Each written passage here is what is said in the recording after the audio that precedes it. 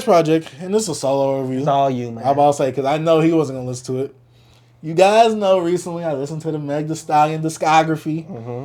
And I wasn't as favorable with it. And I thought to myself, Meg Thee Stallion had something there. But I honestly thought that she lost it on Traumazine. Because Traumazine started off with a great start on the track list. Fell into the Megisms. And it just, to me, fell to the wayside. And I thought to myself, I'm like, Meg is just going to always be Meg. She's going to give me the Megisms. And I'm not wrong. I mean, and I'm not mad at certain rappers giving me certain qualities or stereotypical things that they would usually do. I came here to buy my words because I thought Traumazine was going to be her best project. Megan is her best project. I am so surprised when I heard this album because I'm just like, oh, I already sent you. Yeah, she came out with an album. I got to review this on the pod. I got to. I had to talk about this Meg album from a male perspective, a male, heterosexual, straight male, cis male perspective. I want y'all to know that right now. Speaking from that perspective, I fully enjoyed this album. Is there some things I don't like? Of course, because Meg goes into those Meg-isms. And I hate when Meg goes into those Meg-isms, and I get it. You're playing the strategic role of getting these songs on the radio. You got to appease the fans that like this type of stuff. You got to have the club bangers. You got to have the radio hits. I get it, so I'm never going to be mad at that. But with this album, she had way less of that. And I'm just like, you finally cracked the code, Meg. What's the duration on this thing? I think it's about 50-something minutes. It's not bad, though, because to me, Meg Thee Stallion, she has a good amount of features. Most of the features are good.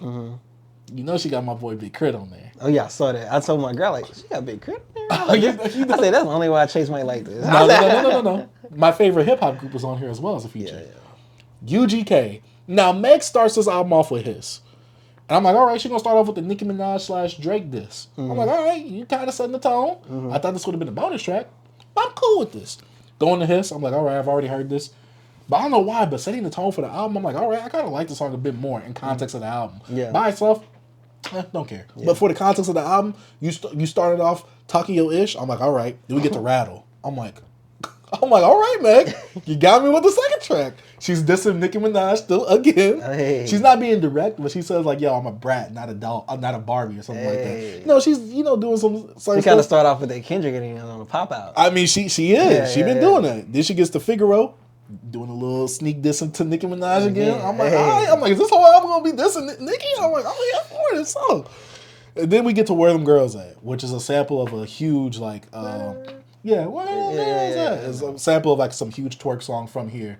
I think maybe from Dallas, specifically from Young Nation. I think that's them that made that song. Young Nation, the Wild Boys. Yeah, so she does that. She previewed this song before on social media. I'm like, here we go. You promoting the album with this? I'm like, yep, I already know what I'm getting with this album. Then we go to Broke His Heart. I Love It sample from Young Jeezy. Yeah. I'm like, all right.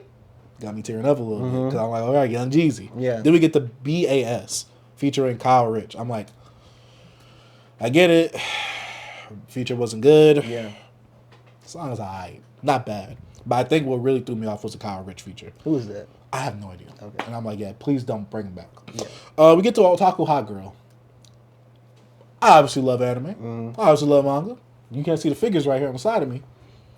I don't like when Meg talks about anime and manga. To me, it just feels very panderish and forced. I get it. Yeah. Because, the anime girlies love this. They eat this up. They think Meg is like one of the best rappers out here. Her, because, she mentioned anime? I don't know. She's the best rapper. I'm like, dudes do that too. If a rapper mention an anime reference, they go stupid. Yeah, I think there's rappers who do it in a more better or clever way where it feels a bit more authentic to them. And I'm not saying that Meg is not into anime or manga. It just making a whole song about this. You can't touch me like Gojo, like Dodo, like Naruto. I'm just like, this is cringe. She got to pander to her girls, man. Her cosplay hotties. Yeah, and so I'm not mad at the song. Corny to me. I can see how this goes. Yeah. I get it. Corny to me, though. I did like it, though, because if I was to play some Meg songs and this comes up, I wouldn't be mad at it. Then we go to Find Out. I'm like, all right, this is cool, too. I'm like, I'm not mad at this. Then we go to Boa, which is a reference to a character from One Piece that's in love with the main character, Luffy. Madly in love. And she has the power to make other people fall in love with her.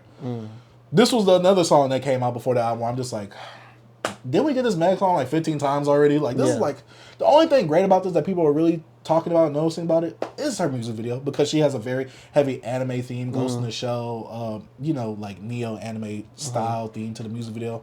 I get it creative wise, but it's the same Meg song that we've been getting for like the last 3 to 4 years. We get the Mamushi. I was like, God, please, Meg, stop it with the Japanese references in your albums. And I'll explain how I feel about that overall. I'm like, I did not like the sample. I mean, I did not like the feature. It's some, I don't know if he's Japanese. I know he's Asian. Oh, let me see. Yuki Chiba. I don't know. Heard him on the song. I'm just like, he just took all the energy out. I'm just like, all right, dog. But then we get the accent with Glorilla. I'm like, oh yeah, this is a perfect team up. Either Meg and Glorilla or Meg and Lotto, perfect team up. I'm like, all right, this is gonna be a banger. Yeah. I heard a few of these songs on the radio, by the way, this weekend. Yeah. Then we get the paper together. That's the UGK joint, right? I listened to that song. That song is so hard. That's why I'm talking to you so far. I'm like, all right. Dope Pimp C verse, Bun B was rapping his Bun B was rapping his behind off. And I like his pocket on that too. That's what I'm saying. To me, this is the best that Bun B sounded in years. Yeah. So now I'm speculating. This had to be like a throwaway Bun B verse or something. This had to be an old verse. Because I'm not going to lie, even on Bun B's latest stuff, he don't sound as good. I'm like, you came out and showed out on this song. I like the pocket he was on. I liked it. And I'm like, Meg, you came correct on this. I was like, please, Lord, don't waste the UGK feature. Because we don't get no UGK features like that. Last one we got was on Big Crit's album. And that one was phenomenal as well. Then we get to the song Spin with Victoria Monet. Good song. It's melodic or whatever. Downstairs DJ, this is a song about her playing with herself. She has some clever lines in there. So I'm like, all right, I'm not mad at this. Playing with the fiddle. Then she had a song Miami Blue with Big Crit. Yeah, her having Big Crit. I like, that Big Crit? And I was like, maybe it was like Big Clit or something. I don't know. Come on. Nah, there was someone on Twitter. Did you see that meme going viral on Twitter when it was like, the hidden Meg feature on this song was Big Crit. And someone said, who's this? And someone said, we lost the plot. I'm like, yep. I'm like, come on. But this is a great look for Big Crit being on a Meg Thee Stallion project, though. So shout out to my boy Big Crit. He produced the track or no? I think Buddha Blessed Beat produced it. But I think he did the hook. But I'm like, all right, cool. Then, we got the rest of the album, Worthy.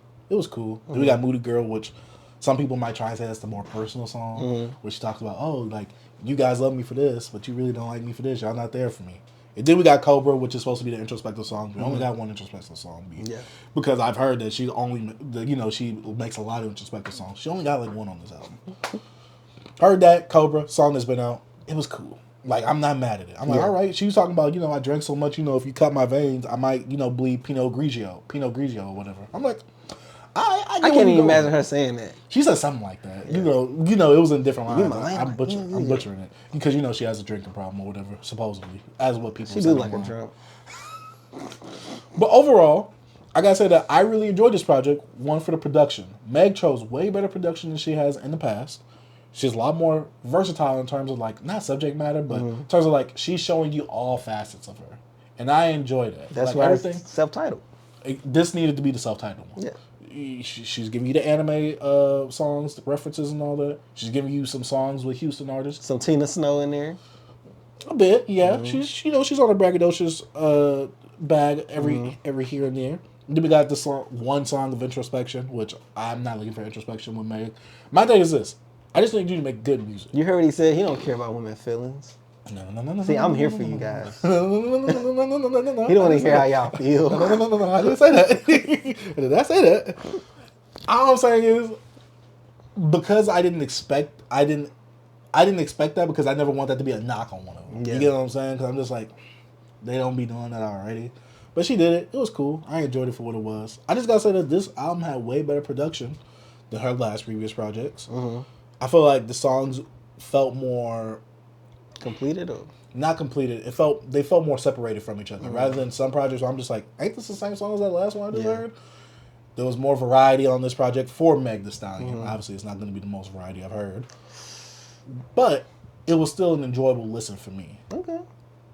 And I think why I say that is because I was more so surprised that I enjoyed this so much. Because some other last projects, I'm just like, those ain't it. This one is it for me. This is my favorite. So after you play music like this, you don't go back and listen to some manly stuff, Remember, I've been doing the discography that I got to go right back into Nicki Minaj after this. B. I wanted to cry that day. So I'm like, well, I gotta toughen myself up. oh no, Scarface. This whole next week I might be going to the Scarface just to like get my testosterone back up. But overall though, I enjoyed the Meg project. I'm like, all right, I'm like, Meg, you surprised me. I think that's where most of my like positive criticism comes from, is because I really enjoyed this compared to her previous projects. Right. And I thought it was gonna be the same thing over and over. And while it is the same subject matter most of the time, she still gave it to me and packaged it differently with better production. Okay. And that's all I've been asking for.